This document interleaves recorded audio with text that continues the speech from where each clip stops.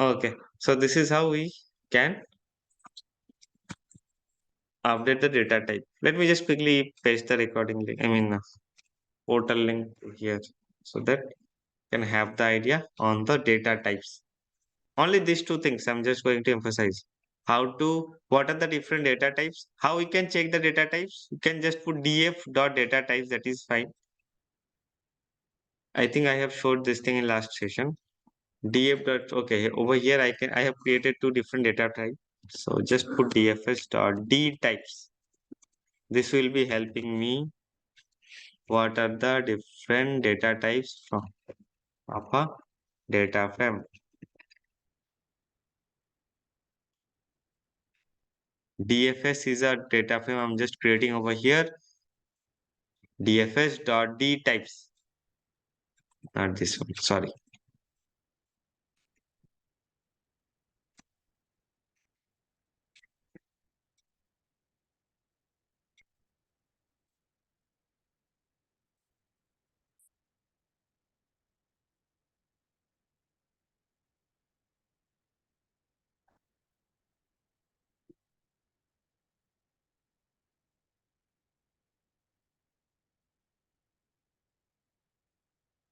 Okay. So from data frame DFS, what are the different columns are there based on those are the different column, and based on the data they're picking up the respective data types in this manner. I can also put info.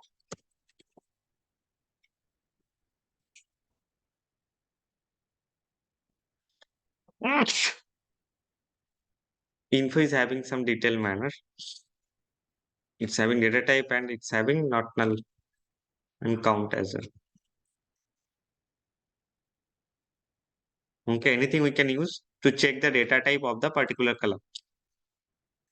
If I want to convert anything, just like if a particular thing is showing character, but it is having numerical data, I'm not going to do any kind of numerical operation on top of this data because it's having object data type, although it's containing numerics. So for that thing, we can convert into integer, just like the same thing we have done while doing the input function in Python.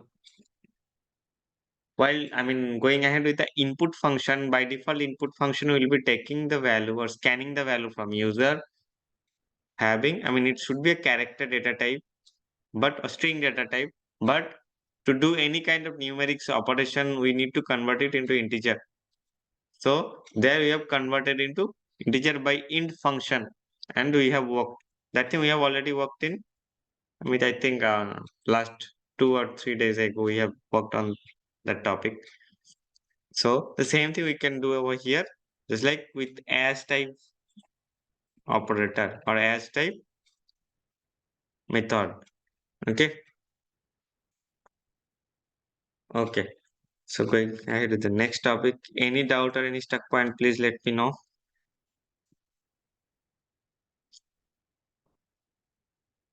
Okay. Pivot. Pivot thing I'll be quickly coming. Okay. Let me quickly cover the most important topic, concat and merging. Then I'll be coming with pivot and replace, and I'll be closing this transformation topic. Okay, concatenation of data frame. What does that mean? So in SQL, we have covered the union part, union, all this kind of thing. The same thing over here is been covered by concat. So concatenating a data frames means merging the data frame vertically. Okay, the same thing we have covered in union. But the main difference between the SQL union and Python union is while doing the SQL union, we should have to maintain the same number of columns and same number of, the column data type should be also same. If we are going to union between two different data set, the first thing we need to ensure that both of the data set should be having same number of columns and they should be containing the same data types. For each of the column, they should be containing same data types. Otherwise, the union all should be failing.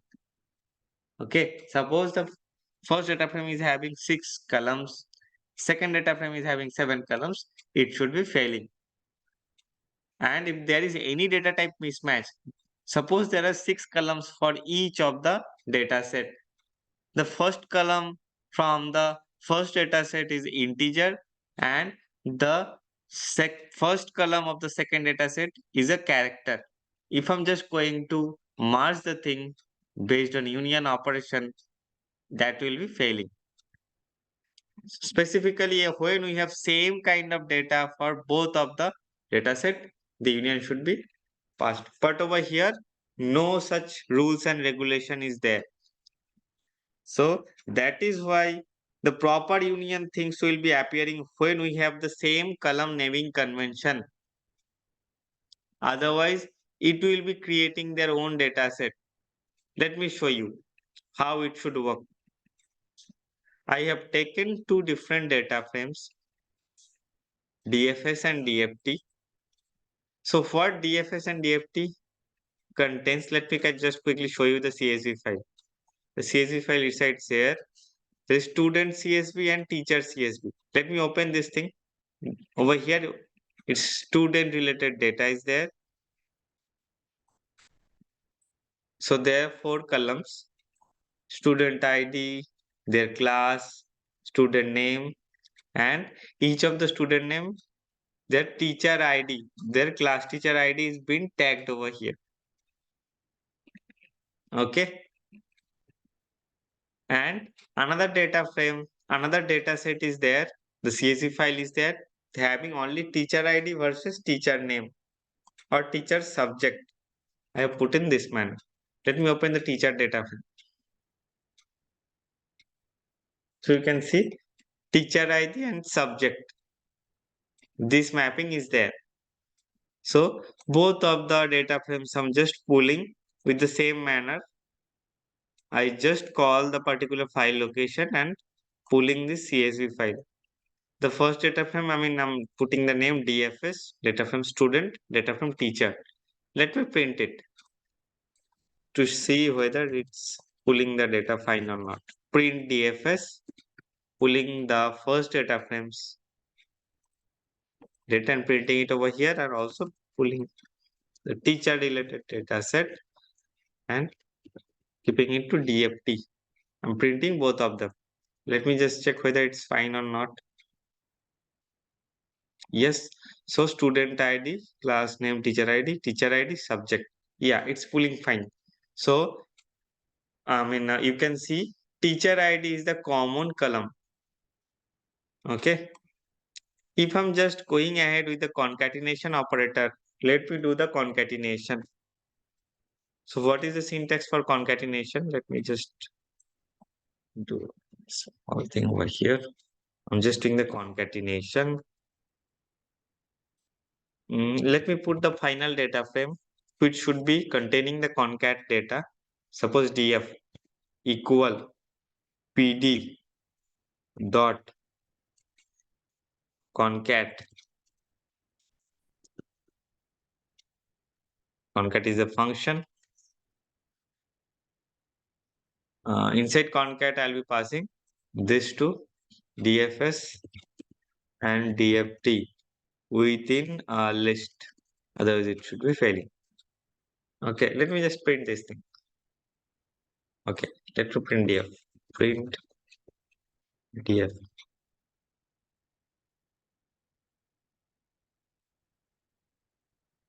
Okay, you can see only the teacher ID has been, this first type of thing, student ID, class, name, teacher ID, it's coming from the first data set. And from the data set, the second data set, only teacher ID is a common column. And another new column has been introduced called subject. So the union is doing in this manner. Teacher ID is again been pushed over here, 1, 2, 3, 4, 5, 6, and all the subject is pushed over here. So whatever data is not present from each of the data set, they are passing null information, and the entire union operation is doing by this way. So from the first data set, there was no subject related things there. So they are pushing NaN, that means null value in data frame. And from that second data set, there was no information on top of student ID class name. That is why null information is being passed over here. Okay. So we are doing the union operation, but that is not very useful over here. So first of all, if we are just going ahead with the union operation properly, we need to give the column naming convention same. Okay. So there should not be any naming mismatches. So this thing should be the first thing over there, and we have to maintain the proper alignment. Suppose student ID. The main thing should be we have to be cautious about the column name. This is the main thing. Otherwise, this kind of operation, this kind of thing should be there. The union should be there, but it will not be fruitful enough. Okay, this thing just I want to highlight. This is how concatenation can be done. Now, the next thing is join. So, joining a data set, we have explained how to join between multiple data set. So, if we just want to go ahead with the joining part, join means join horizontally. So, join can be done by merge. Merge is the keyword over here, which refers join in two or multiple data frames. So, how to go ahead with this thing? Let's DF should be the final data set. I usually created these things for joining purpose only. So based on teacher ID, I'll be joining these two data set to get the information which student ID is learning which particular subject. Okay. So based on the teacher ID column, we'll be joining these two data set, and I'll be getting the subject for each of the student. Let's do the join by merge keyword. So how to do that? pd.merge. Okay, let's pass particular data frame dfs dot dft. These two data frames passing order should, if you just want to go ahead with left join or right join, left outer join or right outer join, both of the scenario, the passing of the order is very much important. The same way we have declared the thing in SQL, which should be passed in the left table, left side table. So during left join, that should be considered as a standard table. Okay. But for inner join, there should not be any there should not be any issue. So how to do the merging? Merge DFS and DFT, comma, on top of which column you want a join. So just put on equal, put the column name. Okay. Suppose you have two different column names from left data set and right data set. Then you just have to put left on.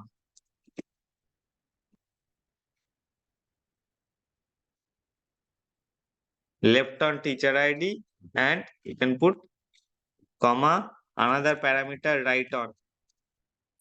So from the right side table, there is another column name, and left side table, there is another column name. In this scenario, we have same column name as teacher underscore ID. Then there will be no issue. Okay.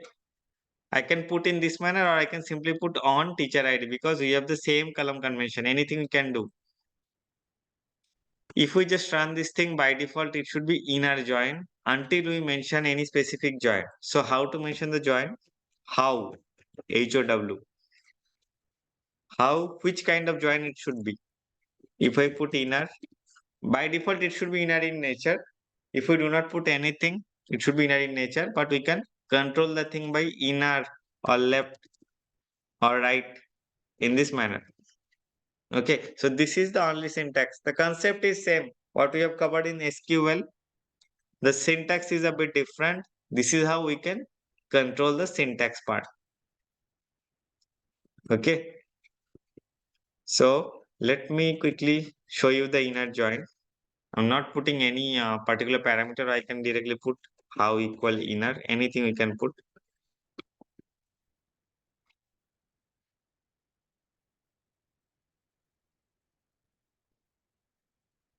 So you can see it's merged properly.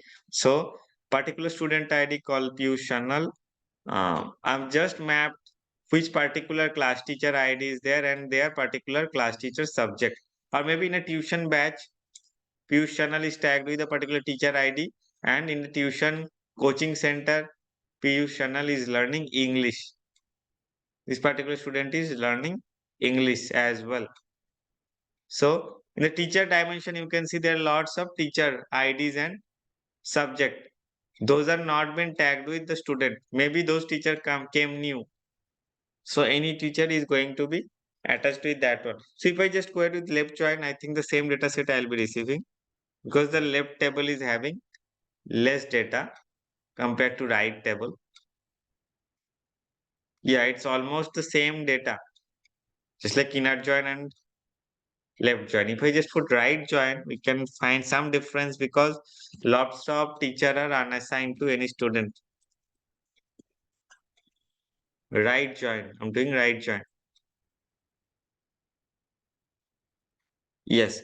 So the new teacher for geography and statistics who recently joined into particular coaching institution, no student has not been stacked, with any of the teacher, because they're quite new. So for that thing, null value has been assigned. Similar kind of things what we have checked in join. Okay, over here right table is the standard one. Right table is having more records. So those 5 and 6 teacher ID, there was no such student. That is why null value has been populated. Okay, this is how the thing should be working. Any doubts so far from anyone? The joining thing, it's very simple. Any doubt? Okay, I hope no. Uh, okay, what are the things left? Pivot. Pivoting a table. How we can pivot? Pivot means, I think you have gone through, pivot, the transpose of the data. You can also say transpose of an array, transpose of a matrix. Okay, let me just pull that data. That should be easily explainable. By here, yeah, I can also explain over here based on, suppose I'm taking over here, no such. Okay, I have another data set. Let me just pull this thing. Mm, the exam result, the same thing we have covered in last 2 days. Let me pull the same data set.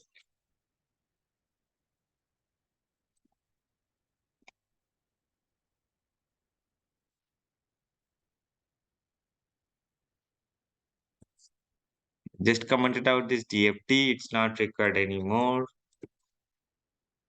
I'm deleting these things. Okay, DFS, I'm just passing the value. Okay, only exam result I can put, correct.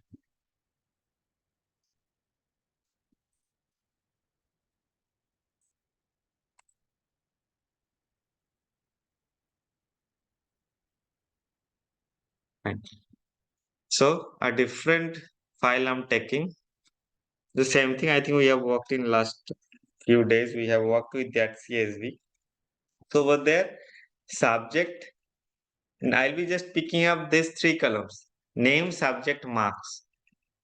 Name, subject, marks are being defined in this way, but I want to create a cross tab or pivot. Anything is same. Some of the visualization tool they told it as cross tab. Okay, so what that things should be meaning, I'll be picking up this two, and let me do subject should be in my, it should be my indexes, name should be there in my columns, and mark should be passed as a measures. Okay, let me just convert the data set in pivot and you can see what is the difference. So how to convert in pivot? Let me just put DFP as data frame equal pivot. Okay, it should be DFS dot pivot, a pivot table, anything we can pull. Let me put the index. We just need to pass 3 parameter, which should be my index value. Let me take index value as subject. Then the columns. What should be my columns? Name should be my columns, no issue. Name should be converted from this axis to columns. Okay. Then, okay. As the data I'll be passing marks as my measures. So values can be marks.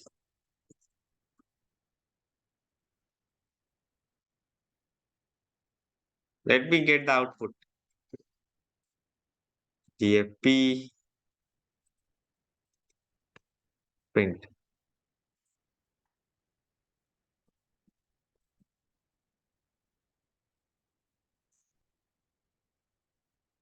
Okay. Let me print the head of this. I'm not going to put all. Okay. No.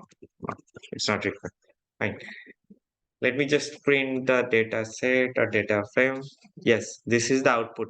So the thing has been transposed over here. Only difference is you can see Alex, the particular student is been present twice. He is learning history as well as maths. Now just check it. Over here, only the single repetition for each of the student is present in the column's name. Those are represented as individual column names. Alex is a column now. Arnav is a column now. Bihan is a column now. Raghu is a column. This kind of things is there. Now subject, we have only distinct subject as well. History and maths. Now I'm just putting the number in this manner. Alex is present twice. That's why two numbers. Okay. For Arnav, only one value is there. He is learning only history. You can see from the data set. So only this thing is present. So this is how we are transposing the matrix. It's called the pivot table. You can do the same thing in Python in this manner. Okay. Okay. Next thing, replace. I think I have skipped. What is replace? I can replace any data from the data frame. Suppose I want to replace in this manner. DFS.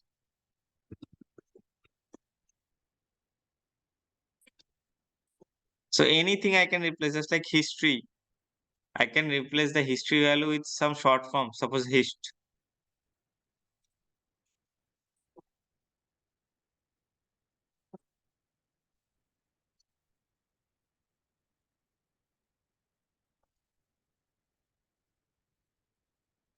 Okay, in this manner. You can see. If I just want to go through the multiple replacement, then I can just like it's control find and replace. I can, if I just go through with the multiple things modification, we can use a particular dictionary. Within this dictionary, I can pass the thing a key value pair. Okay. Suppose history. This should be my first change. The second thing I can put, suppose maths. Math should be updated as mathematics.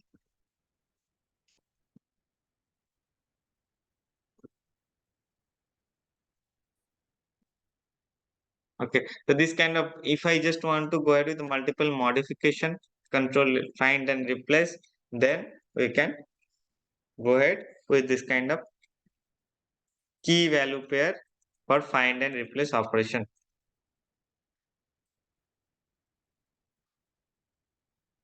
Okay. So this way we can modify the thing. History has been updated to hist. Mathematics has been updated into this manner. You want to change anything, we can change it from here as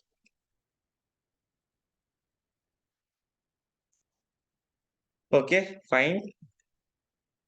Any stuck point still here? I think we have almost covered the transformation, the main things. Okay, so I'll be going ahead with the data loading part now. Should I cover it today or tomorrow? Okay, so transformation, I'll not be telling much more things for today. Should I cover trans loading part starting from today or tomorrow? What do you suggest? Data loading into target. Anyone? Anything is fine. Everything is fine. And the Yep. rest of the things, okay, let me cover it. Uh, the data loading part at the target side. So let me just open MySQL DB. Okay, let me write the data in a database. Suppose MySQL DB. Let me open this database.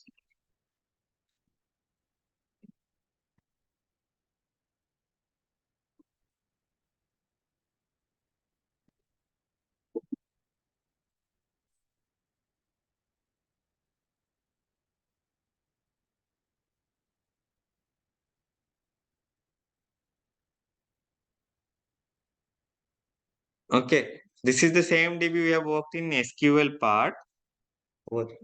Over there, we can see those are the tables existed what we have covered in last few days. I mean, the beginning of the few days while learning SQL. Okay, so whatever transformed data frame is there, we can directly push it into a database. How to push it? So this is called loading part. So finally, whatever transformation we can do, we can go through with the thing in data frame. We can do lots of transformation over there, which is required. We can do these things in data frame. And the final output should be provided either in data, I mean, that should be in data warehouse, data marts, anything. So data warehouse, especially it is a database, nothing but a database with separate table that can be fact table and dimension table that we have already mentioned. So how to do that? Let me show you. I'm just going, I mean, with particular example, suppose over here, this DFP, this kind of data frame, I just want to push this DFP, the final data frame over here. I want to push it as a tabular format in a particular database. How to push it? So DFP equal, okay, not DFP, DFP dot to SQL. I need pandas as well. Yeah, pandas is there. To SQL pandas and SQL Alchemy too. SQL Alchemy should be helping me out for creation of the particular data set. I mean, creation of the particular connection string. Let me just check whether I have SQL Alchemy. Yes, I am. From SQL Alchemy, I'll be taking create engine and let me take the database parameters too. From the next tab I am having over here. You're quite out of this thing. We use that thing. The beginning. Okay. So I'm creating engine. I'll be connecting PyMySQL. Those are my parameter to connect the MySQL database. Okay. So I'm connecting this thing. So this parameter, I mean engine, this connection engine I'll be using while pushing it to a particular SQL table. So DFP, this is the final data frame dot to SQL. Let me pass the parameter. The first parameter should be the table name. Suppose the final result. Suppose the table name is final result. Okay. The next parameter should be the connection engine. Connection engine means this engine. Let me put it. You can put this thing as well, the database or the particular database schema name, another parameter. Okay, I think that is sufficient to get the table name final result with this data DAP over here. Final result is not there. So let me run this code.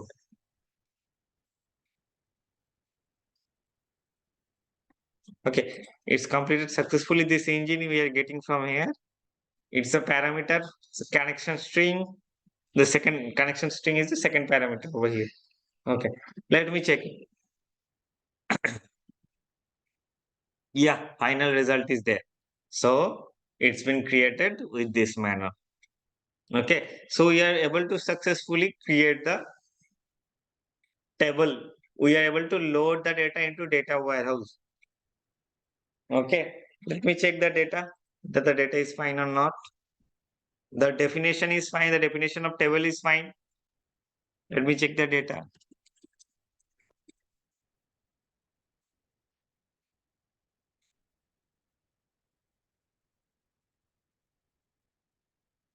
Okay, table definition has changed. Okay, this kind of operation, this kind of failure was, I mean, it should be there. I checked this thing earlier as well. So what is the remedy? I cannot see the data, but the data is successfully inserted. The same instance, actually, the issue is there. Let me log off the data set and log in over here again. Just give me something.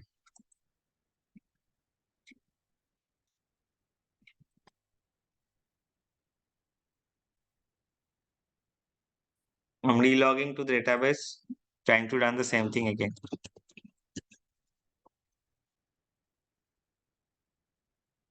Some issue with the instance. The instance that I open. So select start from the same table again. I'm just doing. Okay, you can see the same data.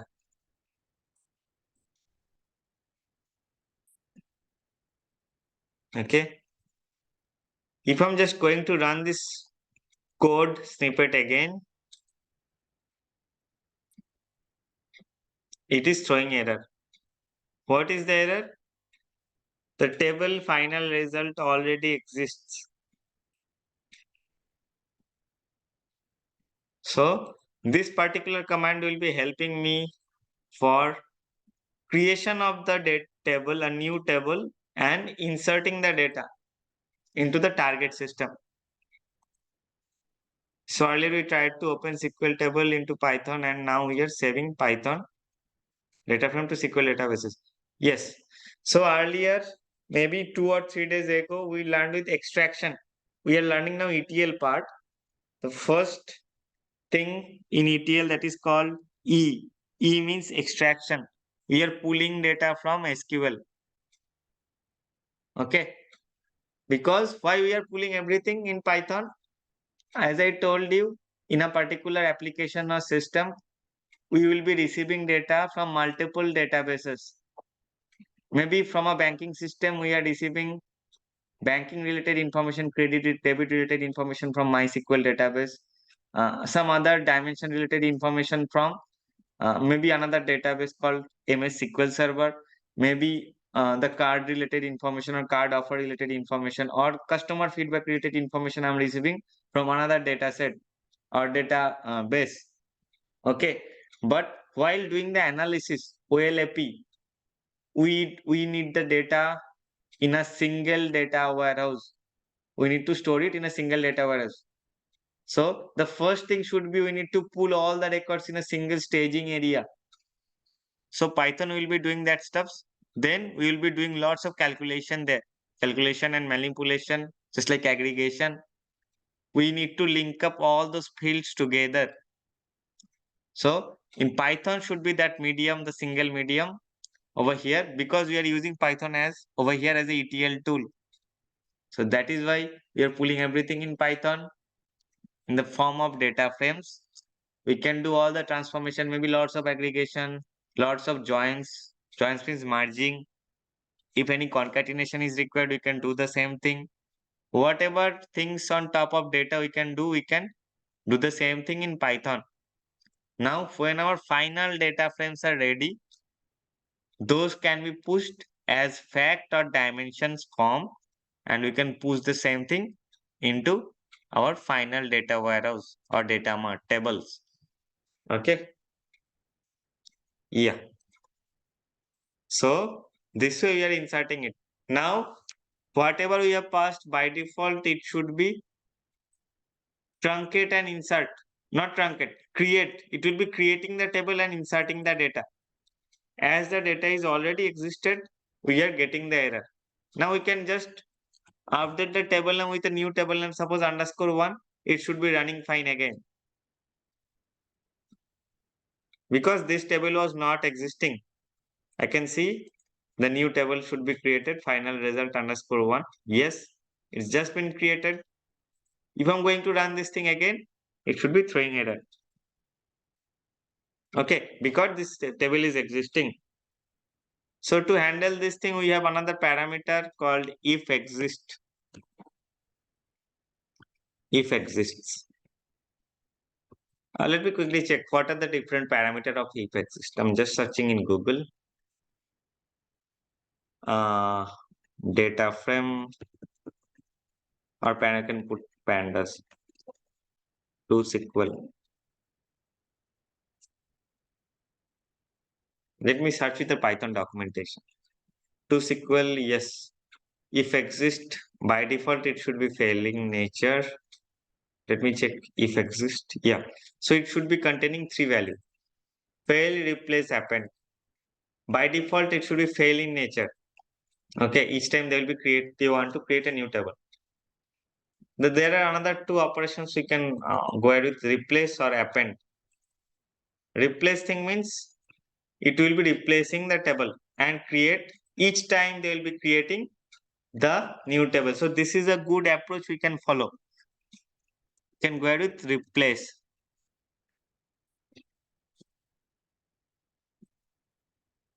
That means each time it will be replacing, means it will be dropping the table and recreating the table if the table is already existing in nature. Okay. So this is how the replace keyword should be working. It's kind of, if you just quickly remember the thing or recall the things during the learning part of MySQL databases, there what we are doing there are 3 loading strategy I told that time. One is called truncate load, one is called append, another one is called append or insert, anything is possible. Another one is called upsert, update and insert. Okay, the replace thing is doing nothing but a truncate load. Daily basis, we are truncating the table and loading the data at the target site. It's stuck for some reason, not sure. Maybe some database permission issue. It's going to replace the table. That is why you can see that thing is totally stuck.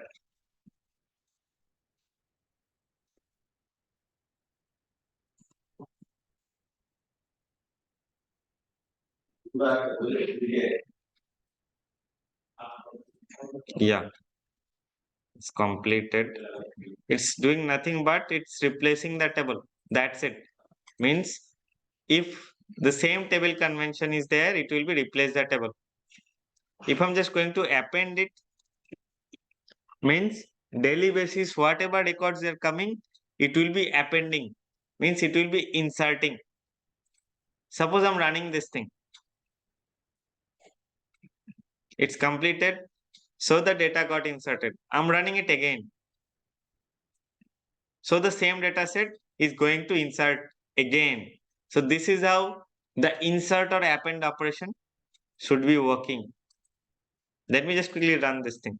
Connect the data set to check whether the data has been pushed properly or not.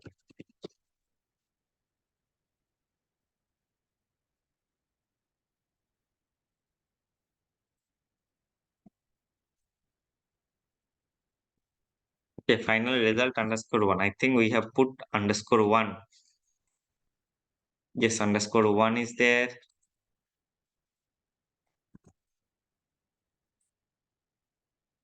Yeah, you can see the same data sheet is going, inserted multiple times. Over here, again it started with here. Again, okay, I run this thing thrice. So that is why 3 times the same data got appended or inserted. Okay, so this is how insert logic has worked. Okay, insert or append, anything we can tell. So we can control this thing with if exist parameter. Now, how to do absurd things? How to do append and insert? So, which are the existing record based on the primary key? If the thing is quite new, then that should be inserted. And if the thing is existing, if the primary key is existing, but the other columns has been updated, then we can go ahead with update method. Not doing any inserting things. How to do the absurd part? I'll be telling you to check it at your own way. We'll be solving this thing in 1 or 2 days. Okay, how we can follow this strategy? Absurd. Okay, that will be checking in next classes. So, okay, I'll be giving you a problem. I'll be preparing it quickly. That should be end to end. So we'll be pulling some data from different source system and pushing it to our target system, doing some transformation in between. Okay, let me prepare it. Maybe tomorrow I'll be provide the same thing. And the day after tomorrow, we'll be trying to solve it. By day after tomorrow, you can try it at your own way to solve it. And in the next class, we'll be trying to solve it. Meanwhile, you can go ahead with the absurd logic. How you can go ahead with the absurd. Let me discuss this thing in tomorrow's session. Okay. And let me also introduce the Snowflake. Snowflake, I think we already introduced because in the exercise, we'll be trying to go ahead with the target system should be our Snowflake database. Okay. So I'll be also introducing Snowflake tomorrow with the data load strategy. There are a bit different architecture is there in Snowflake. There's a warehouse concept is there, role concept is there. So we can quickly discuss the same thing in tomorrow's session. Okay. So tomorrow we'll be covering the Snowflake part, the absurd logic, and whatever the pending things are left in Python. And the day after tomorrow, we'll be solving an end-to-end problem. Tomorrow, I'll be giving you the problem statement to you so that you can go ahead quickly solve the problem for your own. Okay. Okay. I hope there is no doubt. If there is any, please tell me.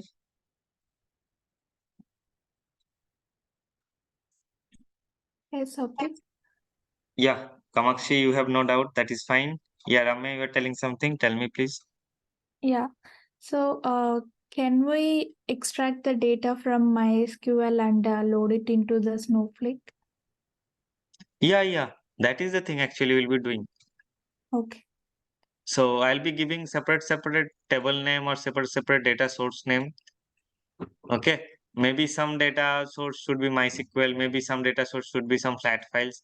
So you'll be pulling those things into Python data frames. You'll be doing the transformations part and you'll be pushing it to target Snowflake. Let me create the problem statement. I'll be creating. I need some time. Maybe by tomorrow, I'll be giving you the exercise. Okay. And Oh. whatever the leftover parts is remained, I'll be trying to cover by tomorrow. Tomorrow's session will not be big. Within some minutes, I'll be covering this thing and I'll be preparing the thing during my, other time. I'll be preparing the problem statement for you so that you can solve this thing by day after tomorrow. Okay. Yeah. So, yeah, let's connect tomorrow for the leftover part. And please allow me some time for creating the problem statement for you so that should be help us with our practical experience to understand the end-to-end data loading from source system to target. by an ETL. Okay, so that's all for today. Let's connect tomorrow. Thank you. Thank you. Thanks everyone. Bye bye.